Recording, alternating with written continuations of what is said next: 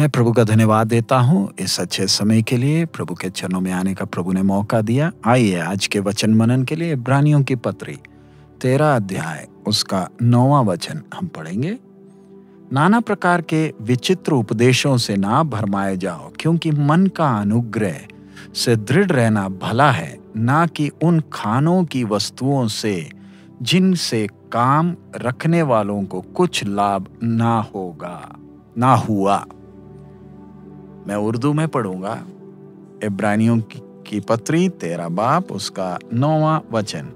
मुखालिफ और बेगाना तालीम के सबब से भटकते ना फिरो, क्योंकि फजल से दिल का मजबूत रहना बेहतर है, ना कि उन खानों से जिनके इस्तेमाल करने वालों ने कुछ फायदा ना उठाया। इधर परमेश्वर का वचन साफ साफ हमें सिखा रहा है कि हमारा दिल मजबूत होना चाहिए। हमारा दिल नाना प्रकार के अलग अलग तरीकों के उपदेशों में इधर उधर डगमगाना नहीं चाहिए। इन दिनों में जब हम देख रहे हैं कि हमारे आसपास अलग अलग प्रकार के उपदेश, अलग अलग शिक्षाएं जब आ रही हैं, दुनिया सुन रही है, ये वचन आज कितना जरूरी है। शैतान को मालूम है उसका समय पूरा होता जा रहा है और कलीसिया का जाने का समय नजदीक है। इसलिए वो पूरा प्रयास कर रहा है कि कैसे ना कैसे दुल्हन की तैयारी में कोई ना कोई रुकावट लाए। अविश्वासियों को शैतान ने पहले से ही अलग अलग रिवाजों, रीतियों में उनको धर्म के नाम पर बांध रखा है और अब उसका प्रयास है कैसे ना कैसे विश्वासियों को भी उनके विश्वास को कैसे ना कैसे तोड़ा जाए, ताकि उनकी तैयारी में रुकावट आ सके। नए नए इसलिए उपदेश लेकर आता है। हमें मालूम है कि जब ये वचन सबसे पहले कलीसिया को दिया गया था, उस समय के कलीसिया बड़े सताव में से जा रही थी। उनके पास वचन जैसे आज हमारे पास है, उतना वचन उनके पास नहीं था। हमारे पास आज 66 पुस्तकें परमेश्वर की आत्मा ने लिखकर हमारे हाथ में दी। उन दिनों में ऐसी परिस्थिति नहीं थी।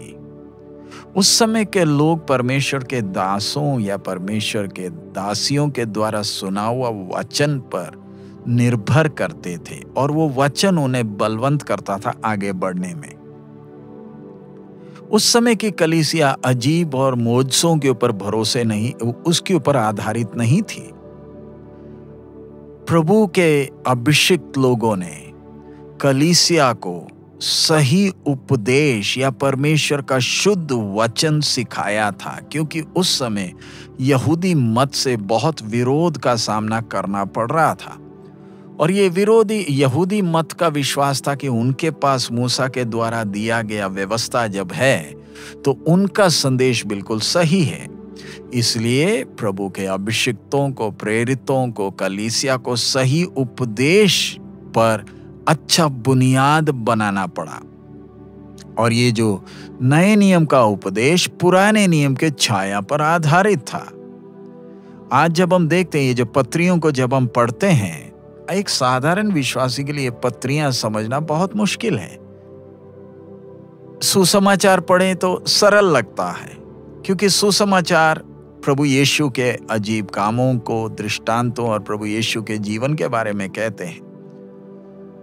लेकिन हमें ध्यान रखना है कि उस समय कलीसिया की स्थिति क्या थी कि प्रेरित लोग जब कलीसिया को ये चिट्ठी लिखते थे, ये पत्रियां सिर्फ चिट्ठियां हैं, चिट्ठी लिखते थे। उस समय के विश्वासी इन चिट्ठियों को समझ पाते थे। आज हमें यह समझना कितना मुश्किल लगता है, उससे फर्क समझ में आता है कि उस समय के विश्वासी विश्वास में कितने मजबूत, कितने ठोस थे कि वो उपदेश की बातों को समझ लेते थे।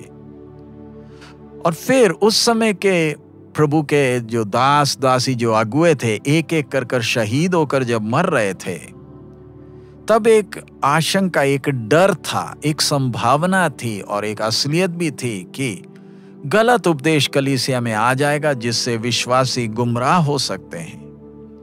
अगर उन दिनों में कलीसिया में ये आशंका थी, ये खतरा था, तो आज कितना ज्यादा। अगर हमारा विश्वास परमेश्वर की आत्मा के द्वारा दिए गए वचन पर आधारित नहीं है, तो गलत उपदेश हमारे जीवन में आकर हमारे पूरे जीवन को अस्त व्यस्त कर सकता है। हमें कितना ध्यान देना है इन अंत के दिनों में, जब प्रभु का आगमन बहुत नजदीक है। आज बहुत से कम ही प्रभु के दास दासी हैं जो सही उपदेश पर ध्यान देते हैं, सही कलीसिया को सही उपदेश पर बनाते हैं।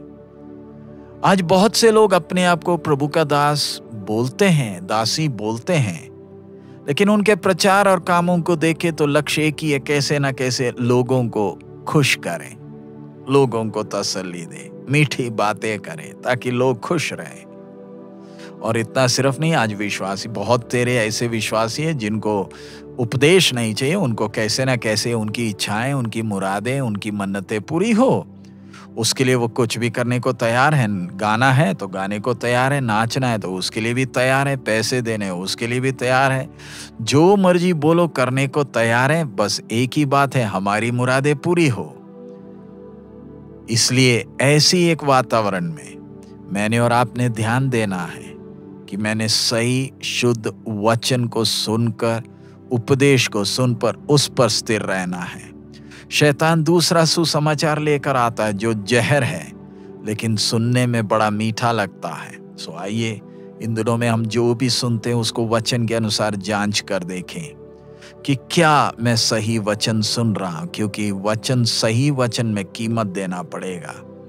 और हमारे पास कोई बहाने नहीं है, क्योंकि हमारे हाथ में परमेश्वर का स्पष्ट वचन है, और वो भी उस भाषा में जिसको हम समझ सकते हैं।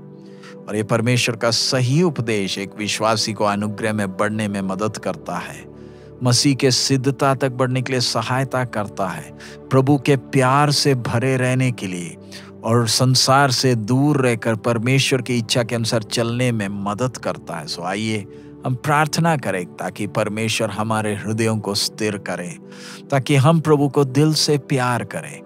हमारे अनुग्रहकारी पिता, हम आपका धन्यवाद देते हैं इस अच्छे समय के लिए। प्रभु, आपके वचन के द्वारा आप हम एक एक से बात कर रहे हैं। इन दिनों में जो बहुत सी उपदेश चल रहे हैं, उनके मध्य में बाप सही वचन, निर्मल दूध, जो सही वचन है प्रभु, वो सुनकर उसे स्वीकार कर कर उसके अनुसार चलने के लिए हमें मदद कर दे प्रभु।